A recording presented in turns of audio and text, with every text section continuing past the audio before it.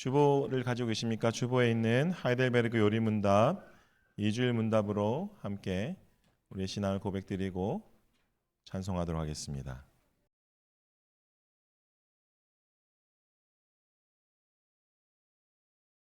제가 묻고 함께 답하겠습니다. 제3문, 어떻게 당신의 비참함을 알 수 있습니까? 하나님의 율법이 내게 가르쳐 줍니다. 제4문, 하나님의 율법이 당신에게 무엇을 요구합니까? 그리스도께서 마태복음 22장에서 요약하여 가르쳐 주십니다. 함께 읽겠습니다. 내 마음을 다하고 목숨을 다하고 뜻을 다하고 힘을 다하여 주 너의 하나님을 사랑하라. 이것이 크고 첫째 되는 계명이요 둘째는 그와 같으니 네 이웃을 내 몸과 같이 사랑하라 하셨으니 이 두 계명이 온 율법과 선지자의 강령이니라. 제5문, 당신은 그 모든 계명을 완전히 지킬 수 있습니까? 아닙니다. 나는 하나님과 내 이웃을 위하는 본성을 가지고 있습니다. 이렇게 악하고 죄된 저희를 하나님의 자녀 삼으시고 예배자 삼으신 하나님의 그 놀라우신 은혜를 함께 기쁨으로 찬송하며 주님 앞으로 나아가도록 하겠습니다. 우리의 도움 되신 우리 주님을 우리 목소리 다하여 마음 다하여 찬송하며 나아갑니다. 주를 찾는 모든 자들이 주로 말미암아 기뻐하고 즐거워하게 하시며 주의 구원을 사랑하는 자들이 항상 말하기를 하나님은 위대하시다 하게 한 번 더 고백합시다. 주를 찾는 모든 자들이 주로 말미암아 기뻐하고 즐거워하게 하시며 주의 구원을 사랑하는 자들이 항상 말하기를 하나님은 위대하시라 하게 하소서. 주는 나의 도움 나를 건지시느니 여호와여 지체 말고 내게 임하소서.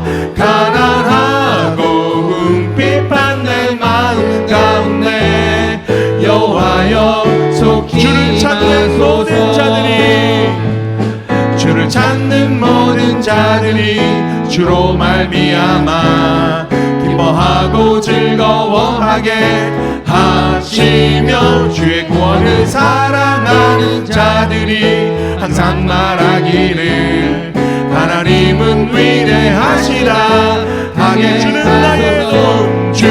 나의 도움 나를 건지시느니 여호와여 지체 말고 내게 임하소서.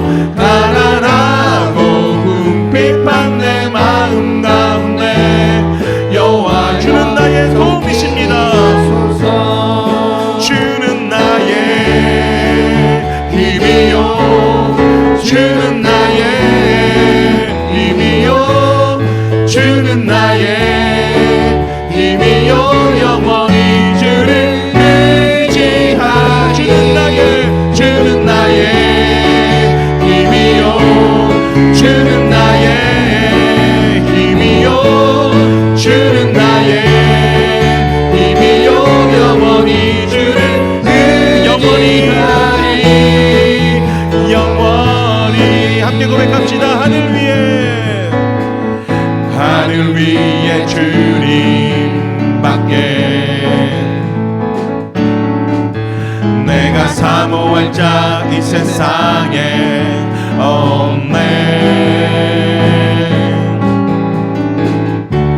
내 맘과 힘은 믿을 수 없네. 오직 한 가지 그 진리를 믿네. 주는 나의 힘이요 주는 나의 힘이요 주는 나의 힘이요 영원히 주를 의지 주는 나의 힘이십니다. 주는 나의 힘이요 주는 나의 힘이요 주는 나의 힘이요 영원히 주를 의지 감사와 영광의 박수를 올려드리겠습니다. 할렐루야.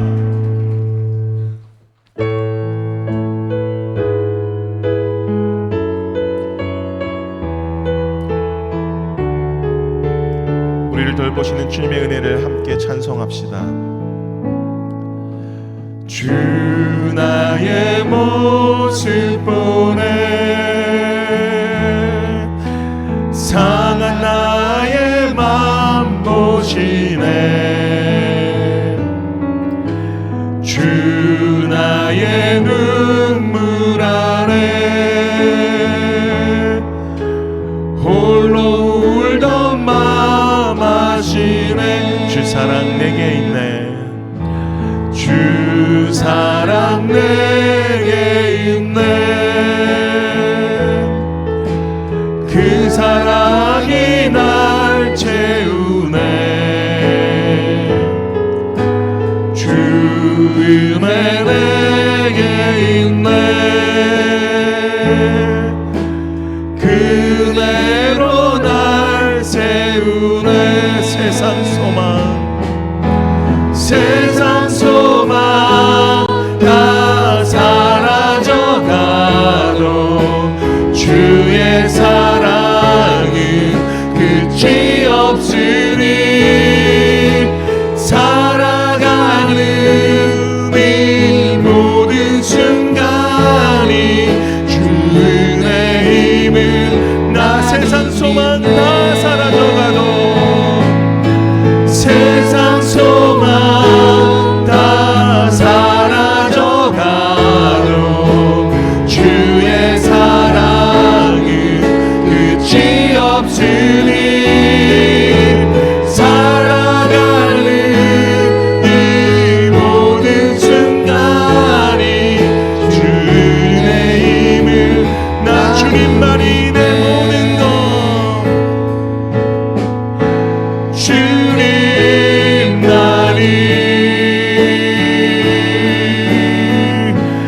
내 모든 것 되시니 주님만이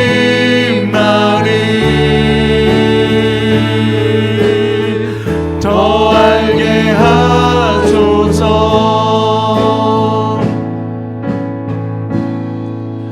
주님 곁으로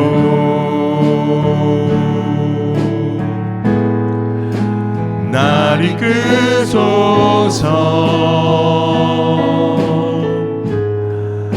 내 모든 것 다 드리며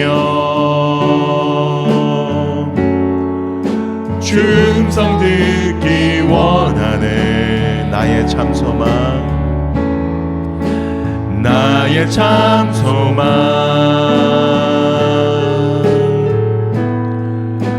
그 무엇과도 바꿀 수 없는 주 사랑, 그 품 안에 나 안기리. 주님의 길로 인도하소서.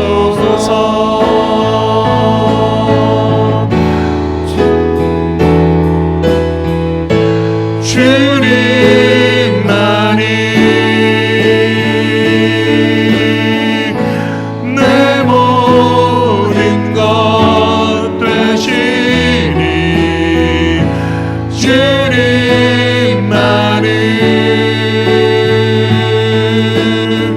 더 우리 마음 다 함께 고백합시다. 주님만이 내 모든 것 되시니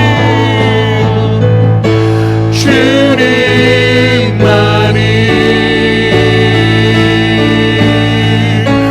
내 모든 것 되시니 주님만이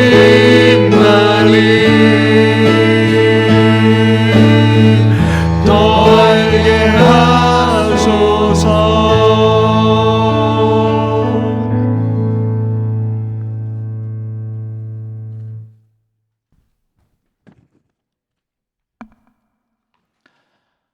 예배드리기 전에 광고 한 개 드릴 텐데요. 오늘 2026년 예배부터 사도신경 순서가 설교 이후에서 예배 앞으로 이동하여서 예배 순서를 조정했습니다. 참고해 주시기 바랍니다. 우리 다 함께 일어나셔서 시편 147편으로 하나님께 영광 돌리겠습니다.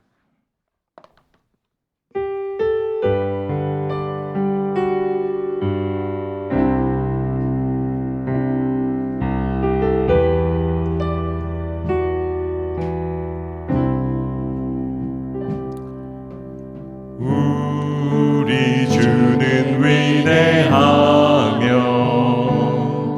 능력이 많으시도다. 그의 지혜 무궁하며 인자는 영원하도다. 상한 자들 고치시며 상처를 싸매시도다. 별들의 수를 세시며 이름을 붙이셨도다. 그가 구름으로 하늘을 덮으시며 땅을 위하여 비 준비하시니 예루살렘아 여호와를 찬송할지어다. 내 하나님을 감사함으로 그 앞에 나가며 주 임재 앞에 경배해. 예루살렘아 여호와를 찬송할지어다. 내 하나님을 감사함으로 그 앞에 나가며 주 임재 앞에 경배해.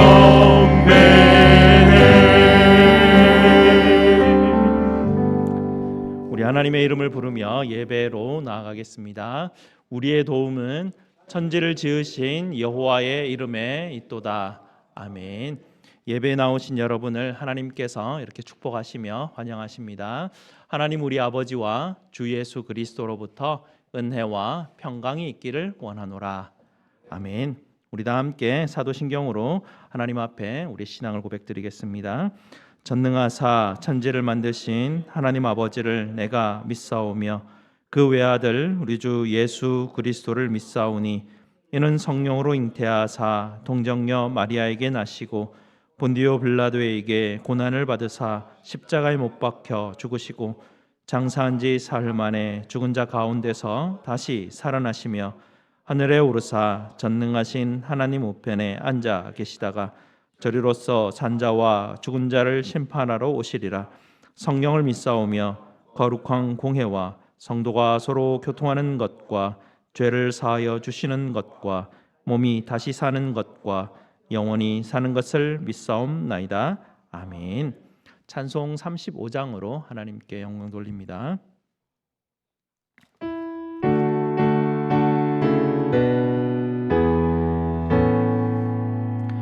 큰 영화로신 주 이곳에 오셔서 이 모인 자들로 주 백성 삼으사 그 중에 항상 계시고 그 중에 항상 계시고 큰 영광 나타내소서.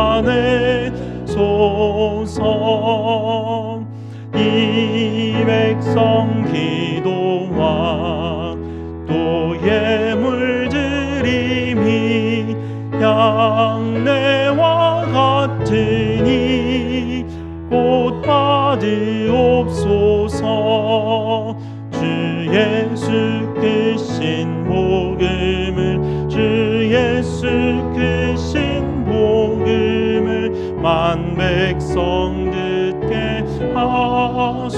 하소서.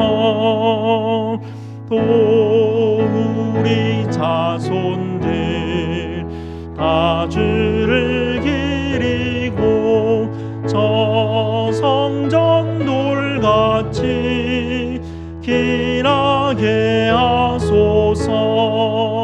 주 그 원하신 능력을 주 그 원하신 능력을 늘 끝날까지 주소서.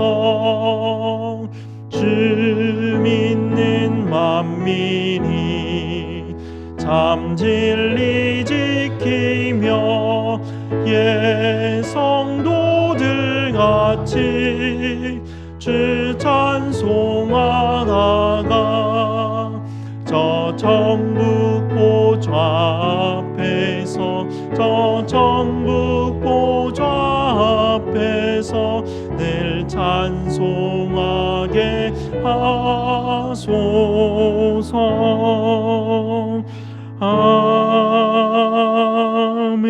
아멘. 다 함께 앉으셔서 하나님께서 우리에게 주신 약속의 계명을 함께 읽도록 하겠습니다. 하나님이 이 모든 말씀으로 말씀하여 이르시되 나는 너를 애굽 땅 종되었던 집에서 인도하여 낸 네 하나님 여호와니라. 제1은 너는 나 외에는 다른 신들을 네게 두지 말라. 제2는 너를 위하여 새긴 우상을 만들지 말고 또 위로 하늘에 있는 것이나 아래로 땅에 있는 것이나 땅 아래 물속에 있는 것의 어떤 형상도 만들지 말며 그것들에게 절하지 말며 그것들을 섬기지 말라. 제3은 너는 네 하나님 여호와의 이름을 망령되게 부르지 말라. 제4는 안식일을 기억하여 거룩하게 지키라. 제5는 네 부모를 공경하라. 제6은 살인하지 말라. 제7은 간음하지 말라. 제8은 도둑질하지 말라. 제9는 내 이웃에 대하여 거짓 증거하지 말라. 제10은 내 이웃의 집을 탐내지 말라. 아멘. 약속의 계명에 비추어서 우리의 죄됨을 십자가 앞에 하라는 시간 갖도록 하겠습니다.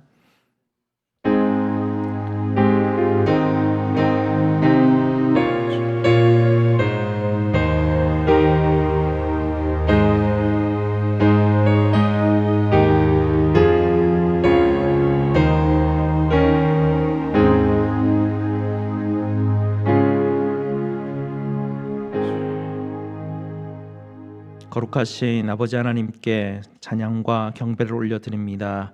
오늘도 변함없이 아버지 하나님께 예배드릴 수 있도록 저희를 불러주시니 감사를 드립니다.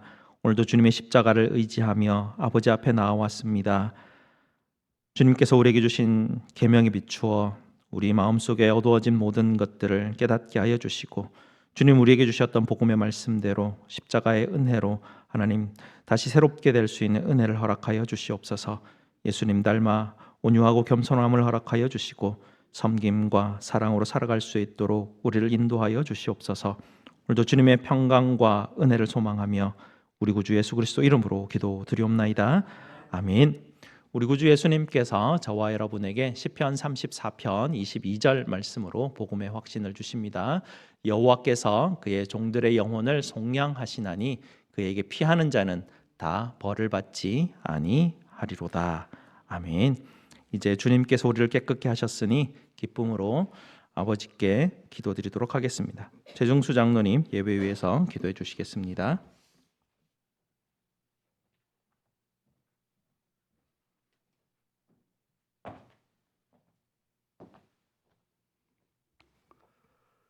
우리를 사랑하셔서 하나님의 형상으로 빚으시고 귀한 주님의 자녀로 2026년도 새해 삶을 살 수 있도록 인도하시는 하나님 우리 아버지께 감사와 찬송과 영광을 돌려드립니다. 지난 한 주간도 우리들의 생명을 연장시켜 주시고 주님이 주시는 은혜로 삶을 인도하시니 감사합니다. 우리들의 죄로 말미암아 주님의 전 앞에 나와 설 수 없는 우리들을 예수 그리스도의 보혈로 씻어 주셔서 오늘도 귀한 주님의 날 이 모습 이대로 주님 앞에 나와사오니 우리의 몸과 마음을 받으시고 오늘의 이 예배가 산제사로 드려지는 예배로 통하여 주님 홀로 영광받아 주시옵소서. 우리들이 그리스도 안에서 온전히 자라야 할 우리의 모습이 아직도 어린이와 같고 육신에 속한 자와 같습니다. 하나님, 우리들의 부족함을 연약함을 용서하여 주시옵소서. 이제는 성령님과 온전히 동행하는 승리의 길로 인도하여 주시옵소서. 우리들의 삶 속에서 맺어지는 성령의 열매를 통하여 또한 그 향기를 통하여 하나님께 영광이 되고 많은 사람들에게 그리스도의 본이 되어 주님 앞으로 돌아올 수 있게 하는 놀라운 일이 날 수 있도록 인도하여 주시옵소서.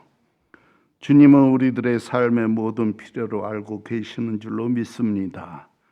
우리 형제들이 육신의 연약함으로 힘든 가운데도 있습니다. 주님 보살펴 주시고 치유하여 주시옵소서. 어려운 가운데서 주님의 음성을 듣게 하옵소서. 성숙한 믿음의 사람으로 거듭나게 하여 주시옵소서. 하루속히 우리와 함께 예배드리게 하여 주시옵소서. 한 해를 살아가며 열심히 땀 흘려 사랑을 나눌 수 있는 기쁨을 늘 체험케 하여 주시옵소서. 예수 그리스도의 몸된 우리 교회를 위하여 기도합니다. 모든 지체들의 말씀으로 양육받게 하시고 봉사하고 섬기며 교제로 통하여 주님의 칭찬하는 구원의 방주가 되게 하여 주시옵소서. 여러 기관이 부흥케 하옵소서. 열심히 전도하게 하옵소서. 하나님이 기뻐 받으시는 교회가 될 수 있도록 축복하여 주시옵소서. 이 시간 주님의 말씀을 선포하시는 담임 목사님, 부목사님, 선생님 도우셔서 우리를 향하시는 하나님의 뜻을 바로 깨닫는 은혜의 시간이 되게 하시고 말씀을 듣는 우리들의 마음밭이 준비되게 하셔서 말씀의 씨앗이 떨어질 때에 30배, 60배, 100배의 열매가 맺혀지기를 원합니다.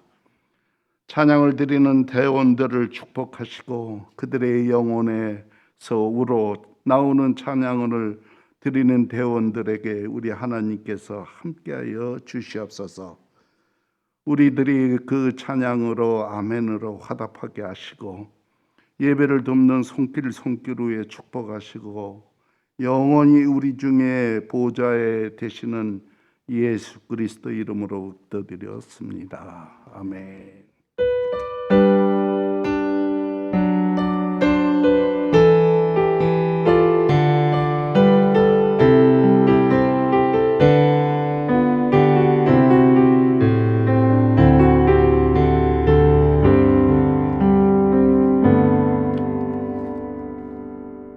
우리를 사용하소서라는 제목으로 샤론 찬양대에서 영상으로 하나님께 찬양드리겠습니다.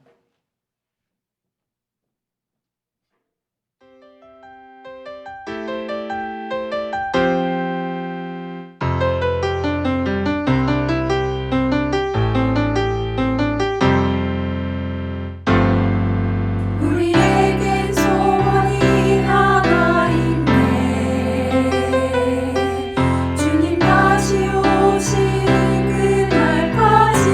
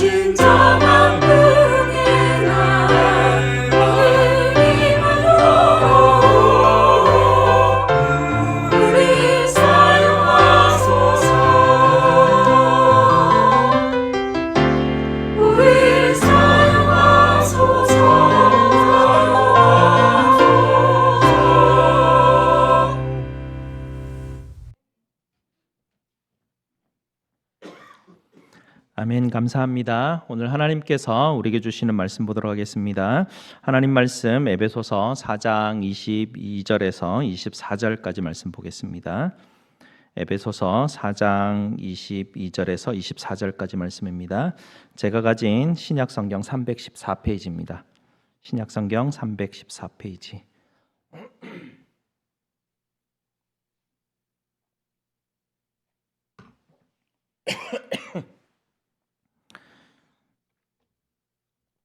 신약성경 314페이지 에베소서 4장 22절에서 24절까지 말씀 제가 봉독해 드립니다. 너희는 유혹에 욕심을 따라 썩어져가는 구습을 따르는 옛사람을 벗어버리고 오직 너희의 심령이 새롭게 되어 하나님을 따라 의와 진리의 거룩함으로 지으심을 받은 새 사람을 입으라. 아멘. 말씀 위에서 함께 기도하시겠습니다. 아버지 하나님 감사합니다. 오늘도 주님의 생명의 말씀을 우리에게 들려주시니 하나님 깨닫게 하여 주시옵소서. 하나님 이전 것들의 기준을 가지고 하나님의 말씀을 듣지 않게 하시고 하나님 모든 것들을 십자가 앞에 못 박음으로 새롭게 하신 하나님 새 사람으로 입어 주님의 말씀 앞에 설 수 있는 우리가 될 수 있도록 주여 역사하여 주시옵소서. 예수 그리스도 이름으로 기도드리옵나이다. 아멘. 어릴 때 주일학교에서 들었던 우화인데요. 어느 날 저녁에 나이 많은 인디언 할아버지가 손주에게 이렇게 말합니다. 얘야, 할아버지의 마음속에는 큰 싸움이 있단다. 두 마리의 늑대가 아주 크게 싸우고 있어. 한 늑대는 악한 늑대인데 그 늑대는 화내고 미워하고 질투하고 욕심 많고 죄가 많고 열등감 있고 교만하고 내 자아, 그것이 악한 늑대의 모습이고 또 한 늑대는 선한 늑대인데 그 늑대는 기쁨과 평화와 소망과 또 사랑과 공감과 긍휼, 믿음 이런 것들이 있는데 이 두 늑대의 싸움이 나뿐만 아니고 너 안에서도 일어나고 있단다. 그리고 이 두 늑대의 싸움은 너뿐만 아니라 모든 사람들의 마음속에서 내면 속에서 일어나고 있단다 라고 그렇게 말해줍니다. 그 손자가 이야기를 가만히 듣고 나더니 할아버지 그러면 어느 늑대가 이기나요? 라고 물어보니까 그 할아버지가 손주에게 그건 간단하지. 네가 먹이를 주는 그 늑대가 이긴단다 라고 말해줍니다. 어릴 때 이 이야기를 들으면 보통 그러면 내가 선한 늑대에게만 밥을 주고 악한 늑대는 밥을 주지 말아서 굶겨서 죽여야 되겠구나 이런 생각들을 하게 되죠. 그런데 어릴 때부터 아무리 내가 악한 늑대를 굶겨 죽이고 선한 늑대에게만 먹이를 주려고 하는데도 나도 모르는 사이에 늘 악한 늑대에게 먹이를 주고 있는 자기 자신들을 바라보게 됩니다. 그러면서 수련회를 우리가 이제 어릴 때 참석을 하게 되고 또 커서는 부흥회를 참석하기도 하죠. 은혜를 딱 받고 나면 내가 악한 늑대에게 먹이를 준 것에 대해서 막 회개하기도 하고 내가 다시 선한 늑대에게 먹이를 주어야 되겠구나 다짐을 하면서 수련회를 끝나고 집으로 돌아오죠. 집으로 돌아오면 어떻게 됩니까? 잘하려고 오전에 애를 쓰다가 엄마하고 툭탁툭탁거리다가 갑자기 엄마한테 짜증내고 화를 탁 내버립니다. 작심삼일로 끝나버리는 그런 다짐이죠. 평생 동안 이 일들이 계속 쳇바퀴 돌듯 반복이 됩니다. 우리 안에 죄책감이라는 것이 생각보다 자꾸 떠나지 않습니다. 은혜를 받아서 회개하고 나면 싹 사라지긴 하는데요. 어느 순간인가 또 확 다시 올라오게 되죠. 그리고 그렇게 되는 내 마음에 있는 그런 나쁜 것들이 사람들한테 들키게 되면 이제 부끄러운 마음이 들게 됩니다. 자꾸 부끄러우니까 안 들키려고 또 애쓰는 마음도 있게 되죠. 이렇게 계속 우리의 인생은 우리 내면 안에서 죄책감으로 인해서 불편하고 다른 사람한테 들키지 않기 위해서 또 애쓰는 숨기려 하는 그런 일들이 계속 반복이 됩니다. 이렇게 우리는 어릴 때부터 주변에서 이야기를 듣고 삶을 살아오면서 우리 삶 안에 내 생각 안에 가치관이라는 것들이 생기기 시작하고 기준이라는 것들이 생기기 시작하는데요. 세상을 읽고 이해하는 것 중에 선악에 대한 기준을 가지고 어떤 부분들을 이해하려고 하는 것들이 우리는 생기기 시작을 하게 됩니다. 악한 행동 같은 것들에 대해서 부끄러워하고 또 선을 쌓게 되면 인정받는 그런 어떤 그 기준을 가지고 세상을 이해하게 되는데요. 그러면 이런 세상을 이해하는 기준들은 어디서부터 왔을까요? 성경은 우리에게 이야기를 알려주고 있습니다. 뱀이 아담과 하와를 찾아와서 유혹하면서부터 이 일들이 일어났다고요. 우리 PPT를 보시면 창세기 3장 4절과 5절 말씀을 보면 이렇게 되어 있습니다. 뱀이 여자에게 이르되 너희가 결코 죽지 아니하리라. 너희가 그것을 먹는 날에는 너희 눈이 밝아져 하나님과 같이 되어 선악을 알 줄 하나님이 아심이라. 선악을 알게 하는 나무의 열매를 먹은 후에 인간은 스스로가 선악의 기준을 안다라고 생각하기 시작합니다. 그리고 선에 이룰 수 있다라고 생각하고 그것을 목표로 하여 살아갑니다.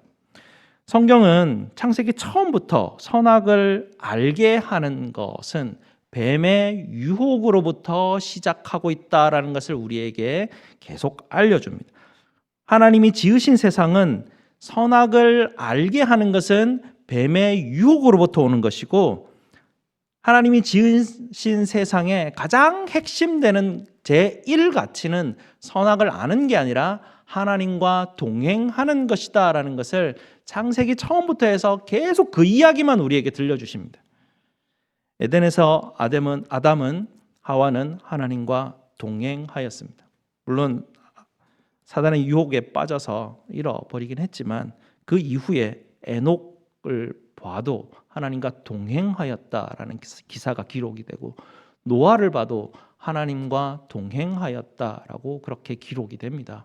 그 이후에 나오는 아브라함과 이삭과 야곱과 그 이후에 일어나는 모든 사람들, 모세와 다윗과 수많은 선지자들, 심지어 예수님까지도 성경이 우리에게 들려주는 핵심 가치의 이야기는 무엇이냐면 하나님과 동행하느냐 아니냐가 핵심 가치로 성경은 우리에게 강조하고 들려주고 있습니다. 그러나 반대로 사단은 어떻게 하냐면 우리에게 선악의 지식에 대한 이야기를 들려주며 그걸 강조하고 있죠. 그리고 사단은 우리에게 선악의 지식을 기준으로 해서 선악을 판단할 수 있다라고 생각하게 하고 선악의 기준을 세우고 그것을 따라 살아가게 만들고 그렇게 인도를 합니다. 좀 이해가 안 되죠. 선악에 대한 이야기는 하나님이 하는 이야기인데 왜 이게 자꾸 사단이 하는 이야기로, 성경은 그렇게 기록을 하고 있는데 참 이해하기가 힘든 부분들입니다. 선악에 대한 지식을 중심으로 살아간다는 게 왜 위험하냐면 이 선악의 기준을 어디에 두느냐라는 문제가 우리가 부닥치기 때문에 그렇습니다. 선악의 기준을 우리가 어디에 두느냐라고 하면 인간은 선악의 기준을 자기에게 맞춥니다. 자기 유익, 내가 좋은지 내 입장에서 선악의 기준을 세워버리는 게 그게 심각한 문제입니다. 서로 간에 분쟁이 일어날 때 우리는 자기 입장에서 자기의 옳은 것을 기준을 세우고 자기의 이야기를 합니다. 자꾸 분쟁이 잦아들지가 않죠. 예를 들면 이렇습니다. 최근에 교계에서 아주 존경받는 목사님, 원로 목사님이 계십니다. 저 나이 때는 대부분 그 목사님의 책으로 인해서 감동을 받고 은혜를 받고 그 목사님께서 가르치는 가르침을 받고 많이 자라왔었습니다. 수많은 목회자들도 그 목사님의 영향을 받았죠. 근데 최근에 그 목사님이 이해할 수 없는 그런 일들이 신문지상에 막 드러나기 시작합니다. 목사님이 설립하신 교회가 있고 교회가 굉장히 사이즈가 있습니다. 그 교회에 이제 아드님께서 부목사로 있으신데 이제 아드님이 이제 분립개척을 해야 되는 일이 생기는데 교회에 40억을 요구를 하십니다. 평생을 가르치시면서 모범을 보이시는 존경받는 그 어르신인데 왜 이런 판단을 하셨을까? 믿기지는 좀 않지만 그냥 곰곰이 생각을 해보면 아버지의 입장이라면 이해가 되더라고요. 뭐 내 불명의 명예 하나 뭐 없어지든 것 뭐 상관하지 않고 아들이 뭐 교회 개척하는데 그 길을 내가 틀어준다면 뭐 그럴 수도 있지 않을까. 이런 거 봤을 때 우리가 세우는 선악의 기준이라는 것이 다 자기 입장으로부터 시작을 하게 되더라고요. 그렇게 존경받는 분일지라도 그렇게 하게 되는데 선악의 지식은 그러면 우리에게 좋은 것을 주는가? 가만히 생각해 보면 선악을 알게 하는 것에 대한 지식은 우리에게 늘 평안을 주는 게 아니라 늘 분쟁하게 만듭니다. 내 입장에서 내 옳은 것을 이야기하다 보면 싸우게 되고 분쟁하는 그런 것들이 생기게 되죠. 역사 속에서 전쟁의 명분을 찾아보면 종교적인 일들이 상당히 많습니다. 하나님의 이름으로 전쟁을 시작하는 이야기들이 굉장히 많습니다. 하나님 말고도 각자 자기 신의 이름으로 전쟁을 시작하는 것이 굉장히 많습니다. 악을 처단한다는 명분으로 전쟁을 시작하는 것이 굉장히 많다라는 것이죠. 이렇게 선악의 지식은 우리 인류를 평안으로 인도하는 것이 아니라 계속 전쟁과 분쟁으로 인도하는 결과들을 보게 됩니다. 최근 근대에 들어오면서 이게 자꾸 이런 분쟁 때문에 싸우니까 우리 선악의 기준점을 거기에 두지 말자. 우리 다 옳다고 생각하자. 다원주의라는 게 생깁니다. 나도 옳고 너도 옳고 우리 다 옳다. 우리 서로 관용하고 다 품고 살자. 우리가 다 공존해야 되지 않느냐. 자꾸 이렇게 싸우면 되지 않지 않느냐. 유엔도 만들고 공존하자. 다 같은 가치 가운데 너도 옳고 나도 옳고 이렇게 인정하고 살자. 그래서 우리는 세상이 좀 더 평화롭게 되는가, 좀 더 괜찮아질까 생각을 하는데요. 그렇지 않습니다. 모두가 다 옳다고 생각하니까 모두가 다 각자 최대의 이익을 내기 위한 그런 삶을 살아가기 또 시작을 하게 되죠. 결과적으로 지금 어떤 결과가 납니까? 다원주의의 결과로서 모두가 다 옳다라고 생각하니까 결국은 자국 우선주의라는 결과가 나옵니다. 그래서 현대 지금 시대에 보면 대부분의 국가들이 자국 우선주의를 내세우게 되고요. 그것 때문에 또 전쟁이 일어납니다. 자기 이익을 힘 있는 사람이 뺏기 시작하고 하기 때문에 이 선악의 지식은 우리에게 평화와 정의를 가져다 주지 않습니다. 성경은 그것은 사단 뱀의 유혹으로부터 시작한 것으로 우리에게 가르쳐주고 있습니다. 그럼 어떻게 하나? 선악의 기준을 가지고 우리가 삶을 살아가야 되는 게 윤리적인 제일 근본이고 사람이 보편적인 어떤 윤리 가치가 없으면 그럼 우리는 어떻게 살아가느냐? 고민이 될 수밖에 없지 않습니까? 답이 없습니다. 이것에 대해서.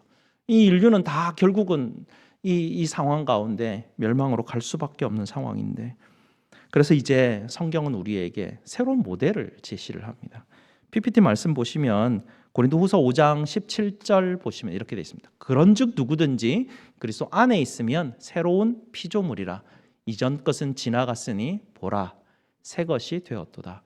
성경은 우리에게 이전 것이 지나가고 새로운 삶의 모델이 우리에게 찾아왔다라고 합니다. 새 것이 있다라는 거죠. 새로운 피조물에 대한 개념을 우리에게 가르쳐주고 있습니다. 그래서 예수님께서 이 땅에 오셔서 우리에게 새롭게 제시하는 인생의 모델이죠.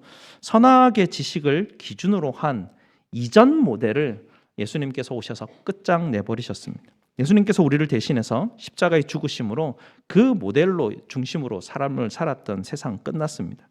이제 선악의 문제를 우리가 다루는 것이 아니라 선악의 문제에 대해서 예수님이 늘 하시는 말씀이 무엇이냐면 내가 그것에 대해서 너희 대신에 죽었으니까 너희는 이제 선악의 문제가 생길 때마다 너희가 해결하려고 하지 말고 선악의 문제를 가지고 다 십자가로 가지고 오라라는 새로운 삶의 모델을 우리에게 주십니다.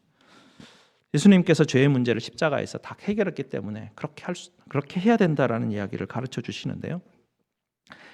성경에서 이 부분을 새신자들에게 가르치고 소개하는 게 너무 어렵습니다.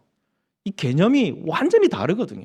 선악의 기준을 가진 선악의 지식의 기준을 바탕으로 한 삶을 지금까지 평생을 살아왔는데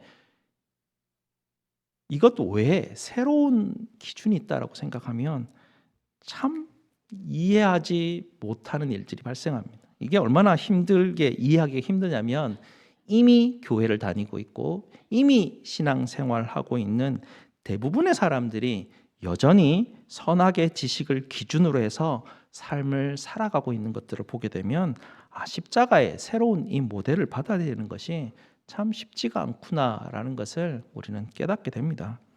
교회를 그렇게 오래 다녀도 여전히 선악의 지식을 기준으로 해서 신앙생활하는 것을 보게 됩니다. 여전히 뭔가 선한 일들을 추구하려고 하고 악한 것들을 숨기고 그걸 부끄러워하고 들키면 굉장히 기분 안 좋아하는 그런 구조 속에서 계속 쳇바퀴 돌듯이 살아가려고 하는 그런 습성들이 여전히 옛사람이 남아있다는 것이죠.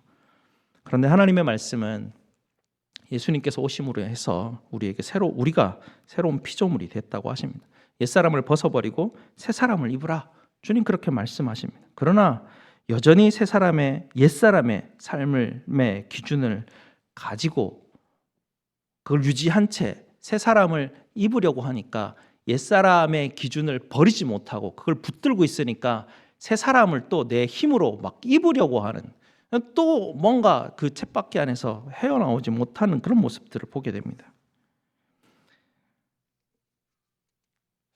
제가 마음의 정원 가꾸는 이야기를 자주 해드리는데요. 예수님께서 우리 마음의 정원에 찾아오시면서 문을 두드리시면 대부분의 성도들은 우리의 마음의 정원을 빨리 깨끗하게 하고 싶어하는 욕망들이 생깁니다. 그래서 내 마음의 정원에 나타나는 잡초들을 이제 뽑기 시작하죠. 뽑아집니까? 뽑으면 뽑을수록 잡초는 더 많이 막 올라오게 됩니다. 뽑고 또 뽑아도 감당할 수 없을 만큼 잡초가 계속 올라오니까 이게 감당이 안 되죠. 그러다가 지치고 포기해버립니다. 그냥 포기해보고 문 닫아버리고 문 밖에다가 꽃밭을 이제 막 만듭니다. 여기저기서 이쁜 꽃을 사가와가지고 꽃밭을 딱 만들어 놓고 예수님 오십시오. 제 마음의 정원은 공사 중이니까 저기 안에는 못 들어가시면 안 되고요. 앞에 있는 꽃밭에서 저와 함께 만나시죠 라고 우리는 예수님 앞에 자꾸 꽃밭 보여드리려고 합니다. 주님은 그게 아니고 나는 네 마음의 정원 안에 있는 잡초 때문에 내가 너를 만나기를 원한다라고 말씀하시는데 우리는 그것을 거부합니다.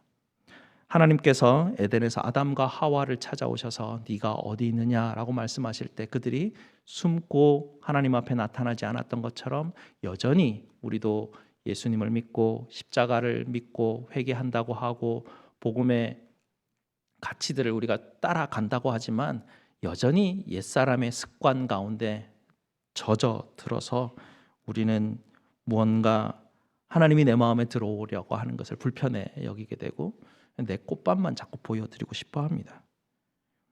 봉사를 열심히 하는 꽃밭을 바꾸려고 하고 선행을 하려고 하는 꽃밭, 돈을 열심히 벌려고 하는 꽃, 공부를 잘하려고 하는 꽃, 좋은 직장을 가지려는 꽃, 신앙생활 열심히 하는 그런 꽃들을 피우고 싶어 합니다. 그렇게 하면서 꽃밭을 가꾸는데요. 내가 보여주기 원하는 그 꽃밭이 문제가 생기면 굉장히 당황스러워들 하십니다. 그러면 어떻게 합니까? 이 꽃밭이 문제가 생긴 건 내 문제가 아니라고 생각합니다. 이건 교회가 문제고 저 사람이 문제고 이런 문제가 생겨서 내 꽃밭에 지금 문제가 생겼다라고 그렇게 분석을 하게 되죠. 남 탓하고 내 문제가 아니라고 부정해버립니다. 교회 다녀도 여전히 그렇게 우리는 옛사람의 길을 가게 되죠. 선악의 지식을 여전히 가지고 싶어합니다. 그 선악의 지식을 기준으로 해서 선을 자꾸 이루려고 하고 인정받고 싶어하고 자랑하고 싶어하고 꽃밭 바꾸는 그런 옛사람의 길을 여전히 우리는 가고 있죠. 어떤 직장인이 말씀의 은혜를 받습니다. 오래 참으라고 말씀하셨으니까 이제 정말 오래 참아야 되겠구나, 훈련을 해야 되겠구나 싶어서 오래 참음에 대한 말씀을 계속 암송합니다. 그리고 더 잘 참으려고 인내하려고 노력을 해봅니다. 막 금식도 해보고 내가 상담도 받으면서 더 잘 참기 위해서 애를 써봅니다. 하루 종일 직장 생활하면서 오래 참아야지, 인내해야지, 말씀대로 살아야지 마음속에 깊이 가지고 직장에서 또 내 삶의 터에서 인내하고 참는 것에 하루 종일 성공을 합니다. 기분이 굉장히 좋죠. 집에 돌아가는 길에도 하나님께 찬송하고 또 말씀 암송하고 기쁜 마음으로 집으로 돌아옵니다. 너무나 잘 되어 있는데 집에 문을 열고 들어오니까 부인이 너무 이렇게 환영을 하는데 너무 아내가 바빠요. 그래서 바빠서 아내가 들어오는 그 남편에게 아내가 말하기를 여보 방에 가서 애들 좀 돌봐줄래? 애들 잘 정리도 안 하고 말도 듣지 않아? 그렇게 말하는데 남편이 아이들 방에 가니까 아이들의 장난감이 막 어지러져 있고 막 열심히 뛰어놀고 있습니다. 아빠가 얘들아 엄마가 너희에게 말하는데 이렇게 한번 해보자 라고 말하는데 아빠한테 아빠가 왔는지 아는 척도 안 합니다. 아빠 말을 하는데 듣지도 안 하죠. 아빠가 어떻게 합니까? 그만해! 하고 막 소리를 지릅니다. 그러면서 하루 종일 애썼던 게 다 무너져 버립니다. 악한 늑대에게 밥을 주지 않으려고 노력하는 그런 모델을 가지고는 우리가 살아갈 수가 없습니다. 그렇게 할 수가 없는 존재예요. 늘 그러면 어떻게 합니까? 또 후회하죠. 또 죄책감 있고 내가 또 안 되는구나. 또 좌절감을 가지고 또 다시 또 반복합니다. 또 열심히 해야지. 회개하고 또 열심히 하고. 사도 바울도 이렇게 살았다라고 고백을 하는데요. 사도 바울도 오호라나는 공고한 사람이라다. 그 부분 아시지 않습니까? 사도 바울도 은혜를 경험하기 전에는 율법 아래 삶을 살아갔습니다. 선악의 지식의 기준을 가지고 그가 살았었다 그랬죠. 로마서 7장 19절에 이렇게 돼 있습니다. 내가 원하는 바 선은 행하지 아니하고 도리어 원하지 아니하는 바 악을 행하는도다. 사도 바울도 그 마음속에 일어나는 그 싸움이 우리네하고 다를 게 없었습니다. 7장 23절과 24절을 보시면요. 내 지체 속에서 한 다른 법이 내 마음의 법과 싸워 내 지체 속에 있는 죄의 법으로 나를 사로잡는 것을 보는도다. 오호라 나는 곤고한 사람이로다. 이 사망의 몸에서 누가 나를 건져내랴. 사도 바울도 감당이 안 됐습니다. 이 쳇바퀴 안에서 이게 감당이 안 되는 것이죠. 근데 8장 1절을 보게 되면 사도 바울이 답을 찾습니다. 그러므로 이제 그리스도 예수 안에 있는 자에게는 결코 정죄함이 없나니 이는 그리스도 예수 안에 있는 생명의 성령의 법이 죄와 사망의 법에서 나를 해방하였음이라 라고 말합니다. 새로운 법이 나타났다는 것이죠. 선악의 지식의 기준으로 하는 그런 법이 아니라 이제는 그것을 통해서 나를 정죄하는 그 정죄함이 없어졌다라는 것입니다. 예수님이 이걸 해결했다라는 것이죠. 이제 생명의 성령의 법이 나를 주관하고 계시는데 이 생명의 성령의 새로운 법 이것을 통해서 내가 새로운 피조물이 되었다라는 것이죠. 그렇게 새롭게 살아가는 새로운 삶의 방식이 우리에게 찾아왔습니다. 이제는 성경을 읽으면 기쁨이 생길 수 있습니다. 기쁨이 생기게 됩니다. 이전 옛사람의 모델로 성경을 읽으면 성경 읽을 때마다 부담이 되죠. 이렇게 못 사는데 이렇게 살아야 되나 계속 마음에 부담감이 찾아오게 되는데 말씀을 읽고 묵상하면서 하나님의 계명을 들을 때마다 정죄받지 않습니다. 하나님이 우리를 정죄하지 않으십니다. 하나님이 정죄하지 않으시는데 굳이 내가 성경을 읽으면서 정죄받을 필요가 없는 것이죠. 정죄가 받아진다면 그 여전히 내 기준이 옛날에 있는 것입니다. 그래서 옛날에 있는 그것 때문에 내가 또 하나님 앞에 나아가면 되는데 하나님이 우리에게 들려주고 싶은 이야기가 이런 이야기입니다. 아들아, 십자가에서 그 행한 일은 내가 너를 위해서 한 것이고 그 십자가를 통해서 한 일로 통해서 나는 너를 내 아들, 내 딸 삼았단다 라고 그렇게 말해 주십니다. 동행에 대한 이야기를 해주십니다. 그래서 가족 함께라는 이야기를 하나님은 우리에게 해주십니다. 기준에 대한 이야기를 선악의 기준에 대한 이야기를 하지 않으시죠. 하나님은 우리를 아들, 딸 삼아주셨다고 말씀하시며 같이 가자 하시고 마음의 문을 두드리시면서 내 마음 안으로 들어오고 싶어 하십니다. 우리 안에 수많은 그 잡초들이 수많이 있다는 걸 다 아시죠. 그래서 주님 말씀하십니다. 염려하지 마라. 걱정하지 말고 부끄러워하지 말고 두려워하지 마라. 너 다 안다. 내가 너를 내 마음에 들어가려고 하는 것은 정죄케 하기 위한 것이 아니라 너를 평안케 하기 위해서 내가 네 마음에 들어가려고 한다. 그리고 내가 너에게 들려주는 이 모든 말씀과 계명의 기준들은 너를 불편케 하기 위한 것이 아니라 네 안에 그 죄들이 얼마나 많은지 발견케 하기 위한 도구로 내가 너에게 계속 그 계명을 들려주는 것이다. 그래서 계명을 듣고 너는 정죄받는 게 아니다. 판단받는 게 아니다. 계명을 들을 때마다 네 죄를 깨닫게 하는 도구이기 때문에 그걸 통해서 너가 할 일은 죄를 깨닫는 일이라는 것을 주님은 알려주고 싶어 하십니다. 그래서 우리는 죄가 발견되면 그 이전 기준으로 봤을 때는 부끄럽고 당황스럽고 놀랍니다. 이게 뭐지 하고 불편해합니다. 근데 새로운 기준에 하나님 새로운 생명의 성령의 법이 주관하는 곳에서 삶을 살아가기 시작하면 그게 불편한 것이 아니라 죄가 발견됐네 십자가로 가져가야지. 죄가 발견됐네 십자가로 가져가야지. 이렇게 태도가 바뀌어 버립니다.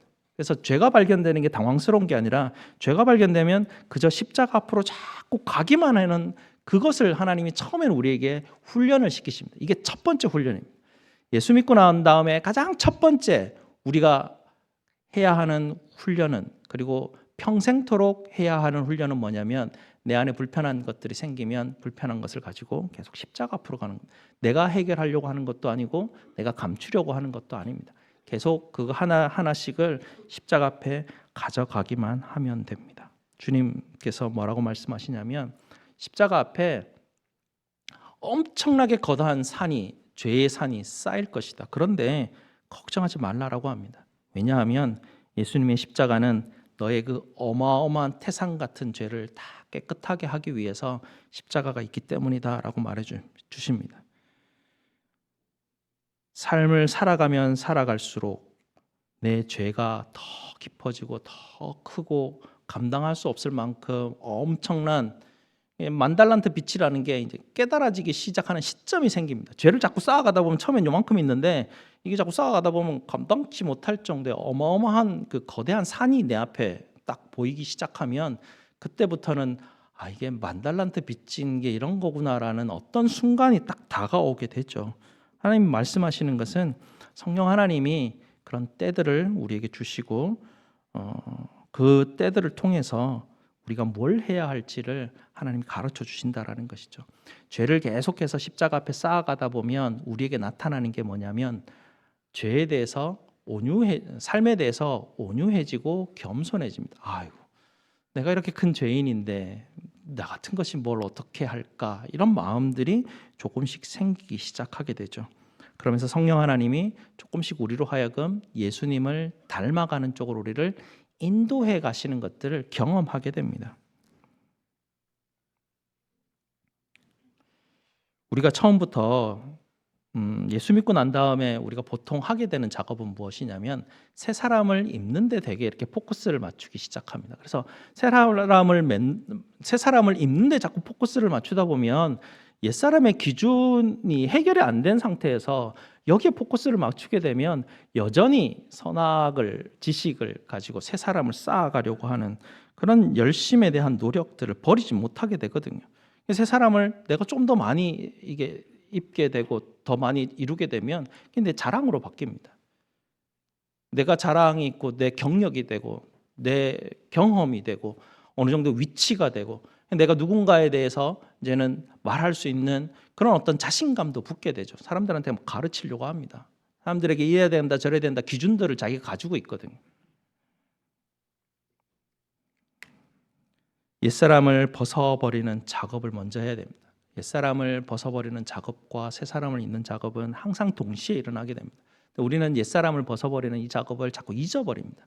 옛사람을 벗어버리는 작업은 사도 바울이 매일같이 하나님 앞에 나아가서 내가 죄인의 괴수입니다라고 하나님 앞에 고백하고 늘 나의 죄성을 가지고 십자가 앞에 가는 것이 사도 바울의 매일의 일상이었습니다. 그는 항상 옛사람을 벗어버리고 그 다음에 새 사람을 입고를 같이 동행하시며 이게 같이 그 일들을 해 나가는 것이었죠. 사단은 선악의 지식을 바탕으로 해서 우리를 계속해서 정죄합니다.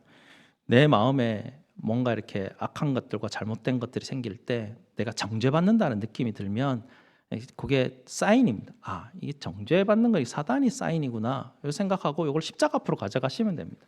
계속 방향성은 십자가 앞으로 가는 것이죠. 사단은 우리에게 교회 와서 예배드리고 성경 읽고 하면서 사단이 계속해서 우리에게 주는 마음은 뭐냐면 정죄받는 느낌입니다. 죄책감이 우리 속에서 일어나는 그런 느낌, 불편한 느낌들, 사단이 주는 영향들인데요. 감사한 건 뭐냐면 사단이 주는 그 영향력 때문에 내가 십자가 앞으로 갈 수 있는, 하나님은 사단도 사용하셔서 우리를 십자가 앞으로 갈 수 있도록 그렇게 하십니다. 그러니 정죄감이 생기거나 불편함이 생길 때마다 불편해하지 마시고 어떡하지 당황해하지 마시고 십자가 앞으로 가져가셔서 하나님 이런 일들 때문에 내게 이렇게 불편함이 있는데 주님 이걸 십자가 앞에 내가 또 가지고 옵니다 라고 이걸 계속해서 쌓아놓다 보면 어느 순간인가 하나님께서 우리에게 알려주시는 때가 있습니다. 하나님의 말씀은 우리에게 죄를 보여주십니다. 하지만 정죄하지 않으십니다. 죄를 보여주시고 또 보여주시면서 어느 순간인가 하나님이 이걸 정말 싫어하시는구나. 이게 안 좋은 거구나.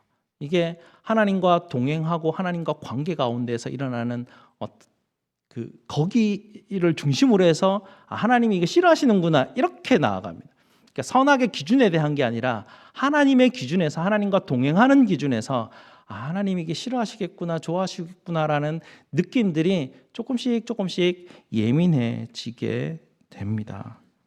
그래서 우리 안에 주님께서 오셔서 찾아오셔서 주셨던 죄에 대한 그 깨끗게 하심들, 그것에 대해서 감사하고 은혜에 대해 감사하고 그것을 주님께서 주신 것에 대해서 더 예민해지고 그렇게 점점점 우리는 하나님 앞에 나아가게 되죠.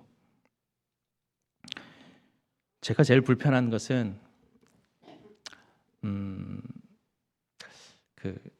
저는 누구에게 이렇게 가르치고 누구에게 이렇게 해라 저렇게 해라 그렇게 말하는 게 굉장히 불편한 사람입니다. 왜냐하면 제가 그런 말할 자격이 없기 때문에 여러분들을 향해서 좀 이렇게 하십시오 저렇게 하십시오 이런 말을 잘 하기 힘듭니다. 그래서 잘 하지 않게 되는데 말씀을 가르치는 직분에 있다 보니까 뭐 제가 부끄러운 게 많죠. 제 연약한 것도 많습니다. 뭐 있다 보면 저도 뭐 역적 내기도 하고 막 화도 나기도 하고 잘못된 판단을 잘 하기도 하고 말 실수도 잘 하기도 하는데 그런 어떤 연약함에도 불구하고 직분이 제게 가르치는 직분이 제게 주어졌기 때문에 이 직분에 대한 일들을 제가 그냥 제 맡은 일들을 하게 되면서 여러분에게 말씀을 가르치게 되고 여러분에게 이런저런 이야기들 하게 되는 그런 곳에 서 있게 되는데요.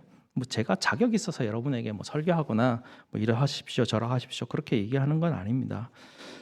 너무 오랫동안 사단의 나라에서 살던 습관이 우리 속에 있습니다. 그래서 한없이 용서하시고 한없는 은혜와 평강으로 우리를 품어주시는 하나님이 때로는 좀 익숙해지지 않고 불편할 수도 있습니다.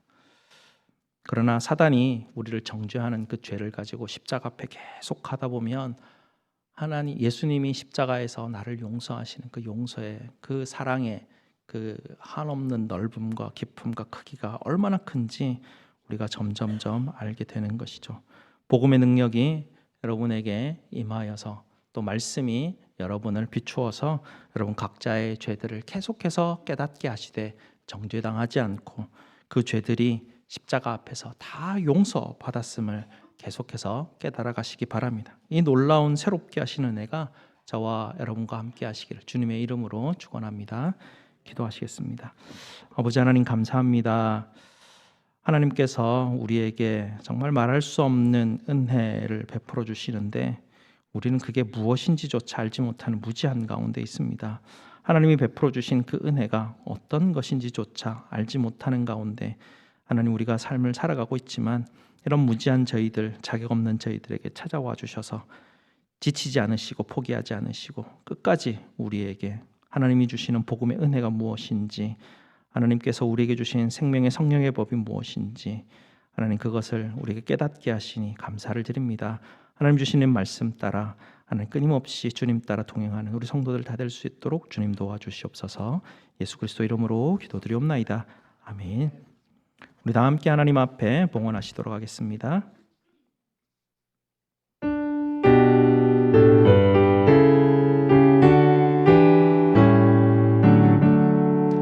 오 하나님 우리의 창조주시니 내 주님께 귀한 것들입니다.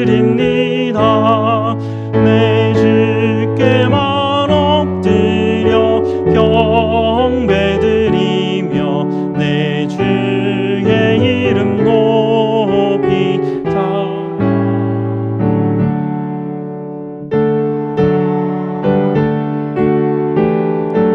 함께 높이며 내 주제께 영광을 돌리오리.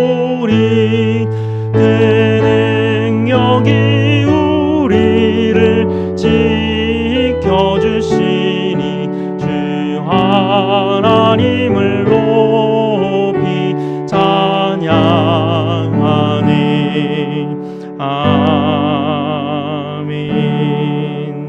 감사 제목 나누겠습니다. 한 해를 시작하며 특세를 통하여 드린 기도 제목들에 응답하여 주시고 영육간에 강건하고 주님을 영화롭게 할 수 있는 한 해가 될 수 있도록 도우시옵소서. 감사 감사 헌금 드리셨습니다. 하나님의 은혜에 감사합니다. 범사에 감사합니다. 네, 범사에 감사합니다. 하나님 앞에 감사드리셨습니다. 우리 다 함께 감사기도 드리도록 하겠습니다. 하나님, 우리에게 약속하신 것 늘 신실하게 이루시는 그 하나님을 바라보니 감사를 드립니다. 올해 시작부터 하나님 앞에 기도로 시작하게 하시고 하나님과 함께 동행하는 삶을 살 수 있도록 말씀 주시니 감사를 드립니다. 이 은혜에 감사하여 오늘 아버지 하나님 앞에 저희의 작은 것들로 봉헌하여 드립니다. 10의 1과 감사와 선교와 주정으로 주님 앞에 드리는 손길들을 기억하여 주시옵소서. 우리 삶의 속도와 방향을 하나님 가시는 그 발걸음에 맞추는 것에 잊지 않게 하시고 이 한 해 동안 여호와 이레의 하나님, 나를 위하여 준비하시는 그 하나님의 은혜를 맛보게 하여 주시옵소서. 저희 모든 쓸 것을 채우시는 우리 주 예수 그리스도 이름으로 기도드리옵나이다. 아멘. 우리 다 함께 일어나셔서 하나님 앞에 찬송 드리겠습니다.